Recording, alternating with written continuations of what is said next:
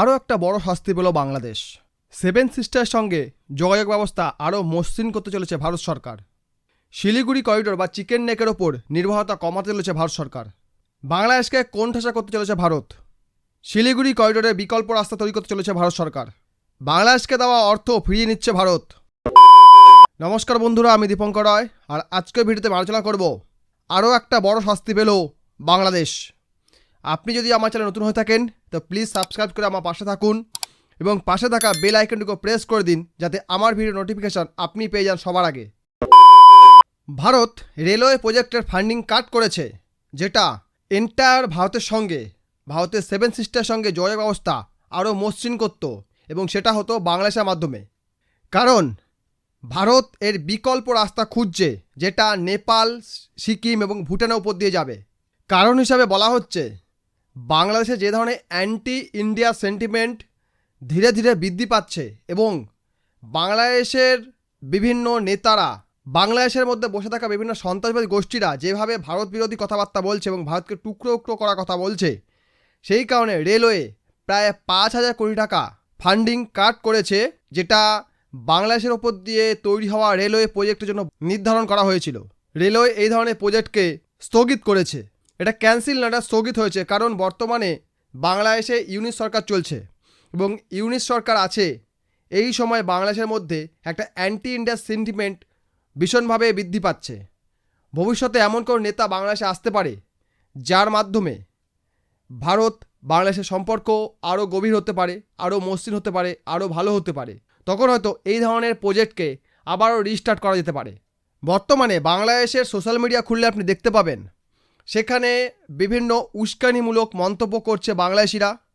Bangladeshi content ক্রিয়েটাররা Siliguri করিডোরকে কীভাবে চোখ করা যায় সেই ধরনের ভিডিও তারা প্রকাশ করছে। কিভাবে ভারতকে টুকরো করা যায়, ভারতের সেভেন সিস্টারকে আলাদা করা যায়, সেই ধরনের ভিডিও তারা প্রকাশ করছে। তারা মেনলি শিলিগুড়ির করিডোরকে টার্গেট করছে। আর এমন সময় ভারতের এই পদক্ষেপ সকলকে ভাবতে বাধ্য করছে যে বাংলাদেশকে নিয়ে ভারত কি ভাবছে। কারণ শেখ হাসিনা যখন ক্ষমতায় ছিল তখন বাংলাদেশের সাথে ভারতের 3টি রেলওয়ে প্রজেক্ট নিয়ে চুক্তি হয়েছিল। তার মধ্যে প্রধান ছিল আখাউড়া আগরতলা রেলওয়ে প্রজেক্ট, যেটা ছিল inter border railway project. Second ছিল Khulna Mongla port railway line, কেননা খুলনা থেকে কলকাতা অবধি রেলওয়ে লাইন অলরেডি রয়েছে। যদি মোংলা পোর্টকে খুলনার সঙ্গে জুড়ে দেওয়া যায় তাহলে মোংলা পোর্ট থেকে সরাসরি কলকাতা অবধি অ্যাক্সেস পাওয়া যাবে। 3 নম্বর ছিল ঢাকা টঙ্গী জয়দেবপুর রেলওয়ে এক্সপ্যানশন। এই 3টি মেন প্রজেক্টের ওপর সহমত প্রকাশ করেছিল তখনকার শেখ হাসিনা গভর্নমেন্ট এবং ভারত সরকার। আর এই প্রজেক্টগুলো থেকে আখিরকার বাংলাদেশি লাভবান হতো, বাংলাদেশের ইকোনমি বৃদ্ধি পেত, বাংলাদেশের যোগাযোগ ব্যবস্থা বৃদ্ধি পেত, বাংলাদেশে ধুঁকতে থাকা রেলওয়ে সিস্টেম পুনর্জীবিত হতে পারত। সেই সঙ্গে এই লাইনগুলোকে বা এই প্রজেক্ট থেকে ভারতের নর্থ ইস্টের যে লাইন রয়েছে তাকে যুক্ত করে দিয়ে নর্থ ইস্টের সঙ্গে যোগাযোগ ব্যবস্থাকে আরও মসৃণ করা যেত। নর্থ ইস্টের সঙ্গে এন্টায়ার ভারতের যোগাযোগ ব্যবস্থা আরও মসৃণ হতো। কারণ শিলিগুড়ি করিডোর হচ্ছে ছোট একটি ন্যারো স্পেস, 20 থেকে 22 কিলোমিটার চওড়া একটি জায়গা, যার ওপর মাল্টিপল রেলওয়ে লাইন বেছানোর মতো জায়গা নেই। সেই কারণে বাংলাদেশের মাধ্যমে নর্থ ইস্টের সঙ্গে যোগাযোগ ব্যবস্থাকে উন্নত করতে চেয়েছিল ভারত সরকার। কিন্তু যখন এই ধরনের প্রজেক্ট সাইন হয় তখন বাংলাদেশের বহু মানুষ এর বিরোধিতা করছিল। সোশ্যাল মিডিয়াতে এর বিরুদ্ধে পোস্ট ভরে গিয়েছিল। তখনই ভারত সরকারের বোঝা উচিত ছিল, যখন বাংলাদেশের মানুষ এই প্রজেক্টটাকে মেনে নিতে পারছে না। আজকে শেখ হাসিনা রয়েছে, ভারত সরকারের সঙ্গে শেখ হাসিনা সরকারের একটি ভালো বোঝাপড়া রয়েছে। কিন্তু বাংলাদেশ যেহেতু একটা ডেমোক্রেটিক ছিল, একটা ডেমোক্রেসিতে কোনো সরকারই চিরদিন থাকে না, সরকার পাল্টাতেই পারে। যখন সরকার পাল্টাবে এবং ইউনিসের মতো কোনো নেতা তো বাংলাদেশে আসতই, আজ না হোক কাল আসতই, তখন সেই নেতা ভারতের এই ধরনের রেলওয়ে প্রজেক্টগুলোকে ব্লক করতে পারত, ভারতের ইনভেস্ট করা টাকা জলে যেতে পারত। কিন্তু ইউনিস এসে ভারতের চোখ খুলে দিয়েছে। এক কথায় বলতে গেলে মোহাম্মদ ইউনিস এই ধরনের মন্তব্য যে করছে যে seven sister landlock, we are guardian, এই ধরনের মন্তব্য করে মোহাম্মদ ইউনিস কিন্তু ভারতেরই উপকার করছে। বাংলাদেশের যে আসল ছবি, আসল চরিত্র, সেটা বিশ্ববাসীকে দেখিয়ে দিচ্ছে এবং ভারতকেও বুঝিয়ে দিচ্ছে যে আমাদের ওপর বেশি ডিপেন্ড হতে যেও না।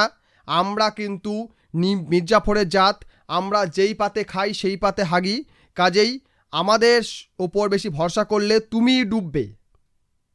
কারণ আপনি ভেবে দেখুন, যে দেশটাতে পাকিস্তান নামক একটি দেশ জেনোসাইড করেছে, অত্যাচার করেছে, এবং এই অত্যাচার থেকে মুক্তি লাভের জন্য 1971 সালে এই দেশটা টুকরো হয়ে, মানে পাকিস্তান থেকে আলাদা হয়ে নতুন একটা রাষ্ট্রে পরিণত হয়েছে।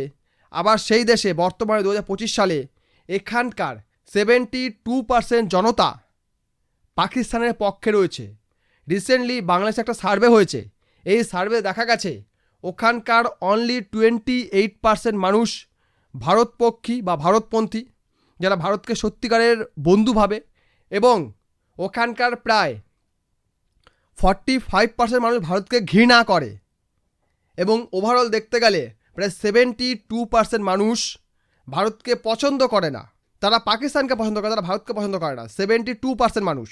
তো সেই দেশের মধ্যে দিয়ে এই ধরনের কোনো ইম্পর্টেন্ট প্রজেক্টকে চালিয়ে নিয়ে যাওয়া আমার মনে হয় বোকামি।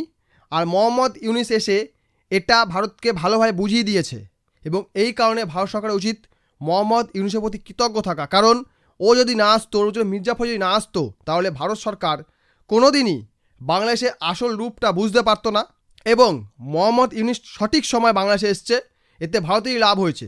কারণ ভারত এই ধরনের প্রজেক্ট কমপ্লিট করার পরে যদি বাংলাদেশে এই ধরনের সরকার পড়ে যেত, বা এই ধরনের তাক্তাপালট যাকে বলা হয়, যদি উল্টে যেত, সরকার উল্টে যেত, তাহলে তখন যেই নেতা আসতো, বা তখন যদি মোহাম্মদ ইউনিস বা অন্য কেউ আসতো, সে কিন্তু এই ধরনের রেল লাইনগুলোকে ব্লক করতো, ভারতের সমস্ত কানেক্টিভিটি ক্যান্সেল করতো, এবং ভারতের ক্ষতি হতো। যেই টাকা ইনভেস্টমেন্ট ভারত করতে যাচ্ছিল, এই যে 5,000 কোটি টাকা বা তার থেকেও বেশি, সেটা কিন্তু ভারতের ক্ষতি হতো।